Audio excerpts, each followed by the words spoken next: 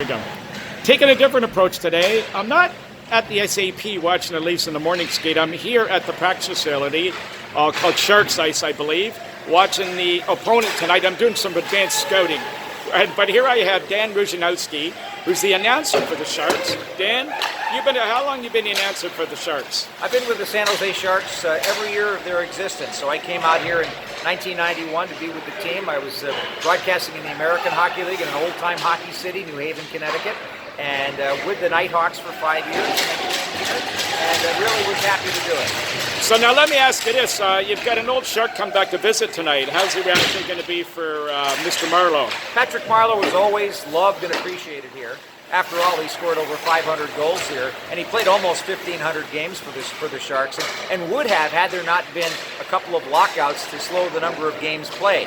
But I think that he's right up there at the top among the most significant members of the franchise. And it's pretty obvious by his points, but also because his home is here. He married a young lady from here, raising his kids here.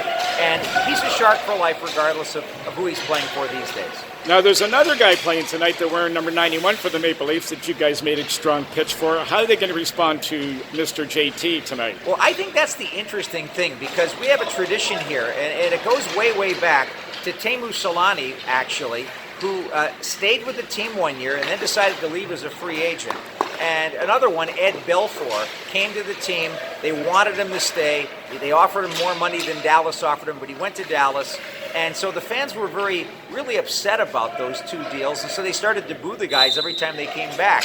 And so it's kind of a tradition here. It wouldn't surprise me if that happens. Tavares never played here, but the Sharks made a big pitch to get him. And so I don't think they'll forget that, but we'll see. I mean, I think it's going to be a combination of that and the love for Patrick Marleau, and certainly just the excitement of having the Maple Leafs in town, one of the original 6 teams. That's always a big deal here. That's it. Now you have a Toronto connection you'd like to share with us possibly. What is that? Well, one of my broadcast partners over the years won the Stanley Cup with the Toronto Maple Leafs, and that would be Peter Stemkowski.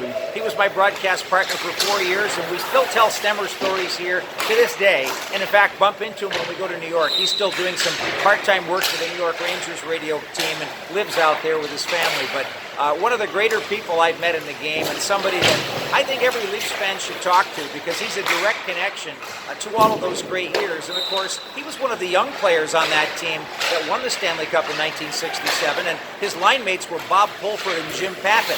Very interesting, when I'm in Southern California, I run into Jim Pappin as well, so it's always nice to run into those great old-time hockey greats and talk about those days, because that's when I was growing up too and following the game and fell in love with the game. Well, that's the other thing, though, Dan, is the fact that Peter ever mentioned that he actually scored the winning goal in the '67 Cup game that actually was credited to Pappin. Well, here's the story. Here's the backstory is that, they didn't know it was the Stanley Cup winning goal at the time it was scored, but Jim Pappin apparently had some deal in his contract where he got a bonus if he had a certain number of goals in the playoffs. So he leaned over and said, Stemmer, if I get a bonus, I'm going to use the money to build a pool at my house, and I'll let you swim in it.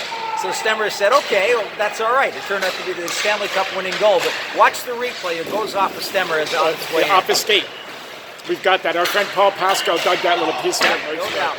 Well, Danny, it's terrific talking to you, and listen, I hope we get a great game tonight. Well, it's great. I'm glad you're here, and I think you're going to have fun visiting with some Toronto expatriates that are here in Silicon Valley. There are a good number of them, and you'll meet a lot of them today. I'm looking forward to it.